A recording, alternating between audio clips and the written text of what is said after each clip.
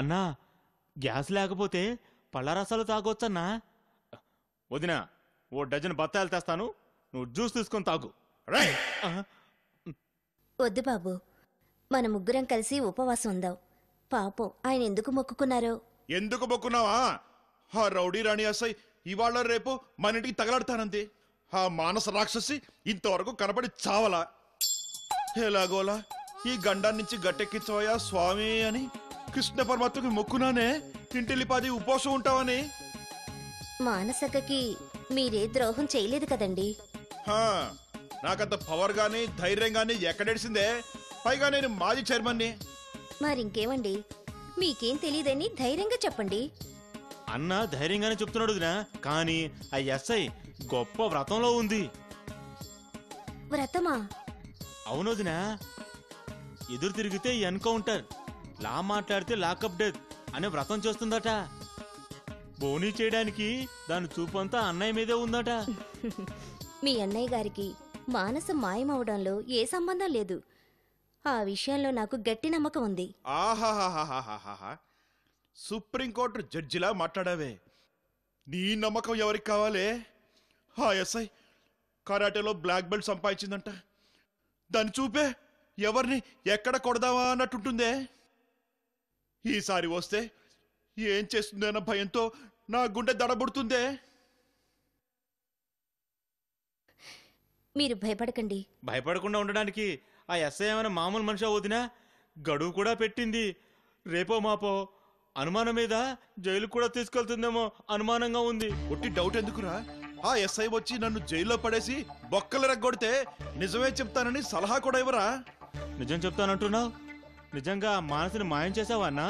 నోరు ముయ్యరా దరిద్రుడా! అది ఎలా మాయమైందో ఎక్కడుందో తెలియక నరకయాతలు పడుతుంటే, అది నిజంగా నా కంట పడితే దాని కాలో చేయ తీసేస్తే గాని నా కోపం తగ్గదు. అదేమిటండి, మానసక్క కనపడితే కాలో చెయ్య తీసేస్తానంటున్నారు? అదన్యాయం కదండి. మానసక్క మీకేం ద్రోహం చేసిందండి? ఇంకేం చెయ్యాలి? నన్ను, నా పదవిని మున్సిపాలిటీ చెత్త కుండీలో పడేసిందే. ఆఖరికి నన్ను చూస్తే చెత్త తీసేసే ఆడది కూడా చెత్త కన్నా హీనంగా చూస్తుందే. ఆ మానసుని అంత తేలిగ్గా వదలను.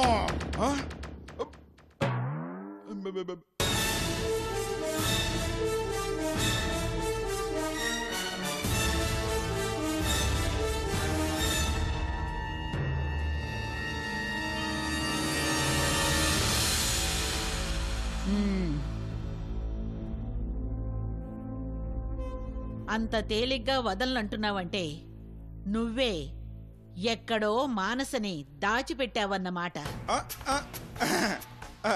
ఎస్ఐ గారు, నేను శ్రీరామ శ్రీరామ అన్న తమకు బూతు మాటలాగా వినపడుతుంది మేడం. చివరికి నా పరిస్థితి ఇలా తయారైపోయింది. మీటింగ్ పెట్టకు. మానసెక్కడా?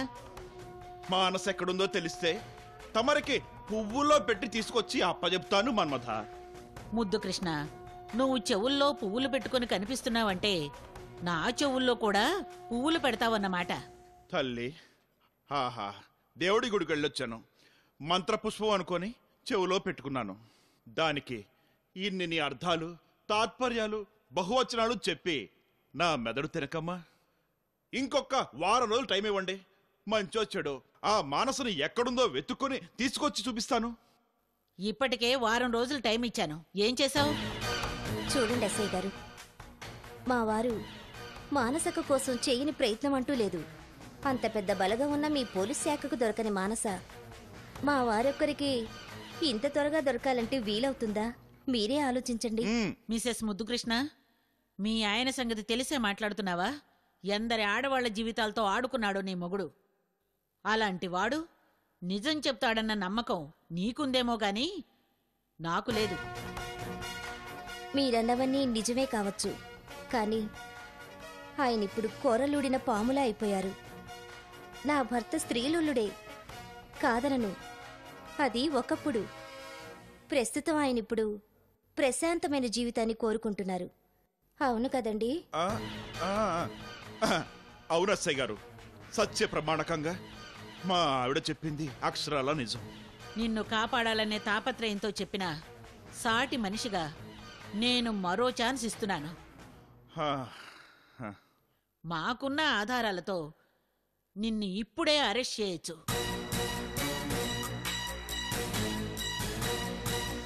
మా పోలీసు మర్యాదలతో నీతోనే నిజం కక్కించొచ్చు.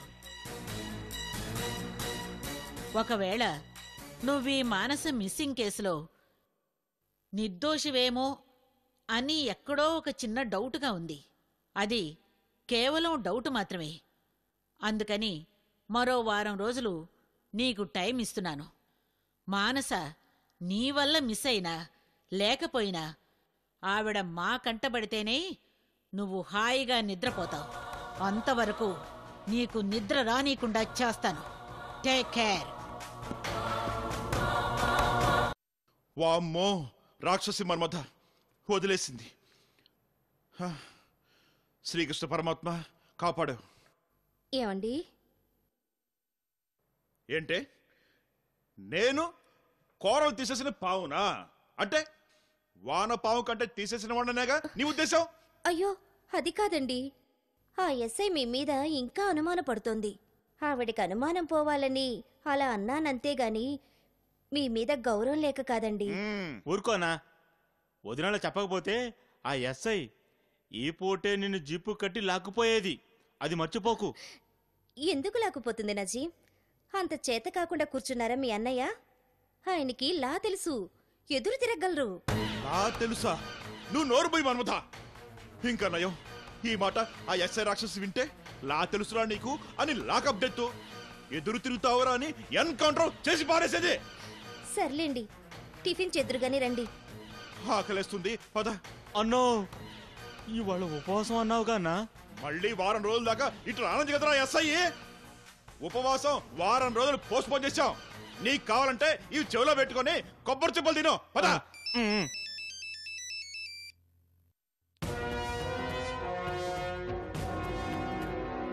హలో, ఒరే ముద్దు కృష్ణ, నేన్రా మీ నాయనమ్మని.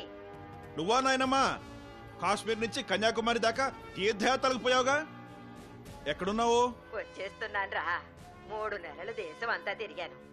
వచ్చే నెల నీ దగ్గరకు వస్తున్నాను. ఓ నెల రోజులు నీ దగ్గరే ఉంటాను. అలాగే లేవే. అవునరా, నువ్వేంటి పెళ్లి చేసుకున్నావని తెలిసింది. చేసుకోవాల్సి వచ్చిందిలే. చెచ్చి, అప్పుడే నీకు పెళ్ళేవట్రా చిన్న సన్యాసివి? అబ్బా, తప్పనిసరి పెళ్లి చేసుకోవాల్సి వచ్చింది నాయనమ్మా. పిచ్చి సన్నాసి, పెళ్లి చేసుకుంటే చేసుకున్నావు. మీ తాతయ్య పేరు నిలపాలి రోయ్. సర్లేవే, నువ్వు వస్తావు కదా, వచ్చినాక మాట్లాడుకుందాము. పెట్టాయి మన్మథ, మా నాయనమ్మ వచ్చే నెల వచ్చేస్తుంది. నా కష్టాలన్నీ తీరిపోతాయి, నీకు కష్టాలు మొదలవుతాయి. కాసుకో. అలాగేలేండి, పదండి టిఫిన్ చెదురుగాని. పద. మీరందరూ ఎంత ఆందోళనతో ఉన్నారో నాకు తెలుసు. కానీ మీకంటే ఎక్కువ టెన్షన్తో మా డాక్టర్లంతా ఉన్నామన్న విషయం మీకు తెలీదు. కారణం, పేషెంట్ ఫేస్కి జరిగిన బర్నింగ్ 40% పైగా ఉంది. 40% పైగా కాలిన పేషెంట్ల విషయంలో పరిస్థితులు డాక్టర్ల అదుపులో కూడా ఉండవు. అందుకని పేషెంట్ కండిషన్ని క్షణక్షణం గమనించి కాపాడడానికి మేం ఆహార్నిశలు ప్రయత్నిస్తాం. అదే డాక్టర్ మా ధైర్యం. దయించి ప్రస్తుత పరిస్థితి చెప్పండి. కళ్ళ డాక్టర్ గారు తరంగిణి చూపుకి పెద్ద ప్రమాదం జరగలేదని చెప్పారు. పెద్ద ప్రమాదం లేదు అంటే? చూడండి మిస్టర్ అర్జున్, అంతగా మొహం కాలిపోయినప్పుడు అసలు కళ్ళకి చాలా రిస్క్ జరుగుతుంది. బై గాడ్స్ గ్రేస్ ఆమె కళ్ళు డ్యామేజ్ కాలేదు. కానీ చిన్న ట్రీట్మెంట్ అవసరం. బిడ్డ పరిస్థితి ఎలా ఉంది డాక్టర్? బిడ్డ నార్మల్గానే ఉంది. పిండం ఇంకా పూర్తిగా ఫామ్ కాలేదు కాబట్టి అప్పుడే ఏం చెప్పలేం. అయినా బిడ్డని ప్రసవించే వరకు తల్లిని బిడ్డను కంటికి రెప్పలా కాపాడుతూ ట్రీట్మెంట్ చేయించాలి. ఇంకా ఎన్ని రోజులు మా అమ్మాయిని చూడకుండా ఉండాలి డాక్టర్? మీ అమ్మాయి ఒట్టి మనిషి కాదు. మందులు గాని మత్తు గాని చాలా కేర్ తీసుకునివ్వాలి. రాత్రి మీ అమ్మాయి స్పృహలోకి వచ్చింది. స్పృహలోకి వచ్చిందా? ఏముంది డాక్టర్? మాట్లాడగలిగేంత స్పృహ కాదు, కానీ మనిషి మన స్థితిలోకొచ్చింది. It is a good sign. కానీ ఆమె స్పృహలో ఉంటే బాధను తట్టుకోలేదు. అంచేత మైల్డ్ సడేషన్ ఇస్తూ ఆమెను మత్తులో ఉంచుతున్నాం. మందులు కూడా చాలా రిస్ట్రిక్టెడ్గా వాడాల్సొస్తుంది. హెవీ డోస్ ఇస్తే కడుపులో బిడ్డకు ప్రమాదం. చాలా సెన్సిటివ్ కేస్. అన్ని జాగ్రత్తలు తీసుకుంటున్నాం. మొహం బాగా కాలిపోయిందా డాక్టర్? సారీ మేడం, మొహం మీద బర్నింగ్ చాలా ఎక్కువగా ఉంది. చర్మమే కాదు, కండలు కూడా కమిలిపోయాయి. కాలిన చర్మాన్ని రిమూవ్ చేసి డ్రెస్సింగ్ చేస్తున్నాం. మాకే చాలా బాధాకరంగా ఉంది. అంటే తరంగిణి మొహం ఆమె కోలుకుంటే ఫేస్ గురించి దిగులు పడాల్సిన అవసరం లేదు. ఈవేళ మెడికల్ సైన్స్ చాలా అడ్వాన్స్ అయ్యింది. We will take care of cosmetic surgeries. ఆమె పూర్తిగా కోలుకోవాలి. వస్తాను డాక్టర్. మంచిది. డాక్టర్ చెప్పండి. ఒకసారి తరంగిణిని చూడాలి. లోగడు మీకు ఎన్నోసార్లు చెప్పాం కదా, ప్లీజ్.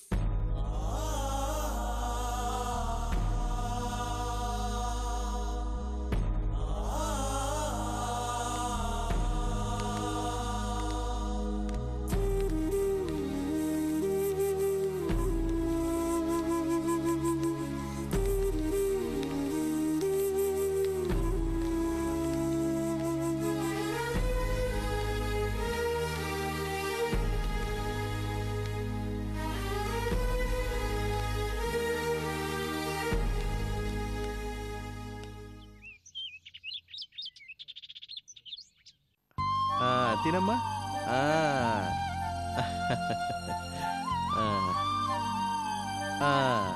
ఏది ఇంకొంచెం తినమ్మా. అది డాడీ నువ్వు తిను.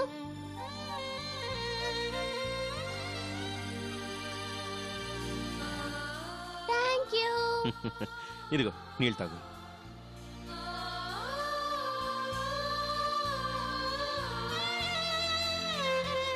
సరే, స్కూల్కి టైం అయింది, వెళ్ళి రెడీ అమ్మా, వెళ్ళి.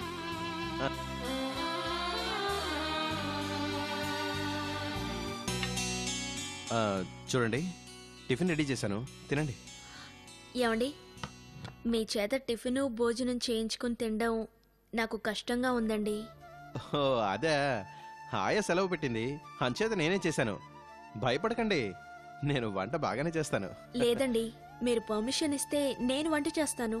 చూడండి, మీరు నా గెస్ట్గానే చూసుకోవాలి కానీ ఇంటి పని చెప్పడం భావ్యం కాదు. అతిథి, ఆత్మీయులే దూరంగా ఉంచిన మనిషిని నేను. ఆపదలో ఆదుకోవడమే కాకుండా నాకు ఆశ్రయం కూడా ఇచ్చారు. ఈ ఇల్లు నాకు దేవాలయం లాంటిది. నన్ను కాదనకుండా కనీసం ఆయా వచ్చే వరకైనా ఇంటి పని పాప పని చూసుకుంటాను. ఓకే, మీరింత ఆప్యాయంగా మాట్లాడిన తర్వాత కాదనలేను. అలాగే చేయండి. మనస్ గారు చెప్పండి. మీకు ఉద్యోగ ప్రయత్నం చేయడం లేదు? ఏ ఉద్యోగం లేకుండా నేనిక్కడ. మీకు ఇబ్బందిగానే ఉంటుంది, కానీ ఈ కేసు పూర్తయ్యే వరకు మీ రక్షణ నాకు కావాలి. అందుకే ఉద్యోగ ప్రయత్నం చేయడం లేదు. ఆ ప్రిన్సిపల్ ముఠా మొత్తానికి శిక్ష పడేలా చేయాలి. అంతవరకు మీరు నా అతిథిగా ఉండాలి. అలాగే సార్. సార్, నేనెవర్ని, ఇక్కడికి ఎందుకు వచ్చానో అన్న విషయాలు మీరు అడగలేదు, నేను చెప్పలేదు. అవసరం అనిపించలేదు. చెప్పాల్సిన బాధ్యత నాకుంది, కానీ చెప్పలేని స్థితి. అక్కర్లేదు, అది చెప్పగలిగినప్పుడే చెప్పండి. అంతవరకు దాని గురించి మర్చిపోండి. పాపని స్కూల్కి తీసుకెళ్ళమంటారా? అక్కర్లేదు, పాపకు రిక్షా వస్తుంది. కంటి చూపు లేదన్న మాటే కానీ తన పనులన్నీ తనే చేసుకుంటుంది. అంతేకాదు, నేను ఎంత రాత్రివేళ వచ్చినా తనే దగ్గరుండి నాకు అన్నం పెడుతుంది. మరి మీరు డ్యూటీకి వెళితే పాప ఒంటరిగా ఎలా ఉంటుంది? షేర్ఖాన్ అని ఓ పఠాన్ మా ఎదురింట్లో ఉన్నారు. పాపకు ఆయన మంచి దోస్త్. ఎక్కడో కాబుల్లో ఉన్న తన పాపను మా పాపలో చూసుకుంటాడు. ఇద్దరూ పసిపిల్లల్లా కలిసిపోతారు. ఊరెళ్ళాడు, రేపొస్తాడు. పాపకు ఆయన దేవుడిచ్చిన తాత.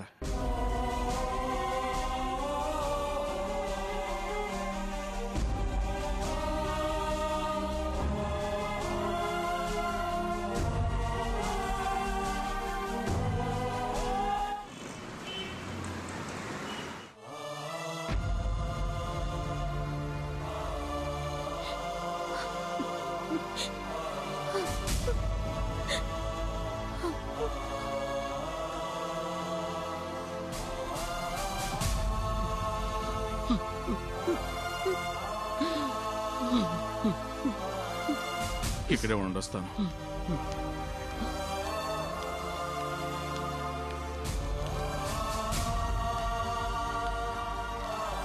డాక్టర్, దయించి మా అబ్బాయి ఒకడినైనా ఒకసారి తరంగిణి చూసే పర్మిషన్ ఇవ్వండి. వాడు తట్టుకోలేకపోతున్నాడు. ఒకే ఒక్కసారి దూరం నుంచైనా చూసే అవకాశం ఇవ్వండి డాక్టర్. ఇప్పుడున్న పరిస్థితుల్లో పేషెంట్కి ఏ ఇన్ఫెక్షన్ రాకుండా చాలా జాగ్రత్తగా ఉండాలి. అయినా మీరు మీ అబ్బాయి పొజిషన్ చెప్పారు కాబట్టి అర్జున్ ఒక్కడే ఓ నిమిషం చూసి రమ్మనండి. చాలా థ్యాంక్స్ డాక్టర్. చూడండి, మీ అబ్బాయి పేషెంట్ని చూస్తే ఇప్పటికంటే మరింత ఎక్కువ బాధపడతాడు. ఆమె నీ పరిస్థితుల్లో చూసి తట్టుకోలేడు. మీరే ఆలోచించండి. అలాగేనండి. అర్జున్ ఈ పరిస్థితుల్లో తరంగిని చూసి తట్టుకోలేక మళ్ళీ పేషెంట్ అయిపోతాడు. ఏదేమైనా ఓసారి వాడిని చూడనివ్వటమే కరెక్ట్. ఆ దేవుని మీద భారం వేస్తున్నా. సిస్టర్, డాక్టర్, మీరు అబ్బాయిని తీసుకెళ్లి తరంగిణిని చూపించు. Just 1 minute or 2 minutes. అలాగే డాక్టర్. ఓకే, రండి సార్.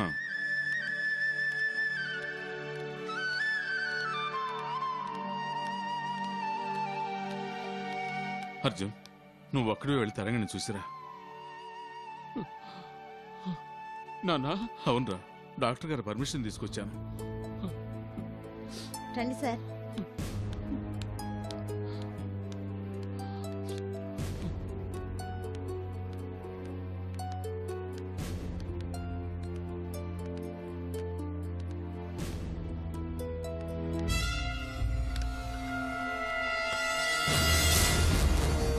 రండి సార్.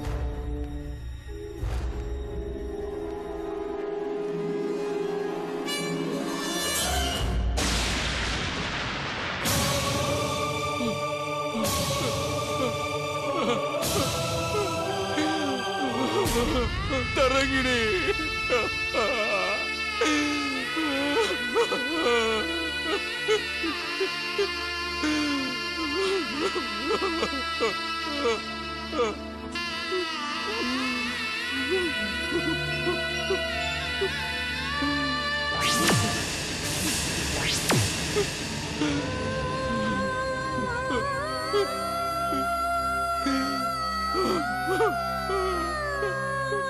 నిన్ను నేను చూడలేను తరంగిణి, చూడలేను తరంగిణి.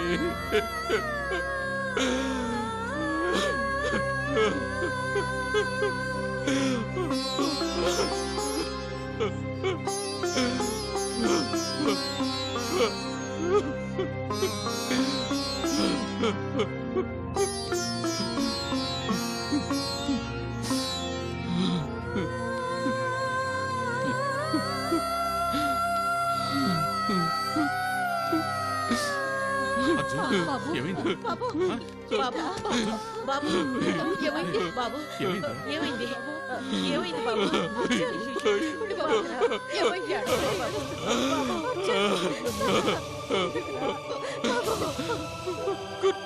గుర్తుపట్టలేవమ్మా, తరంగిణి ఇంకా గుర్తుపట్టలేవమ్మా.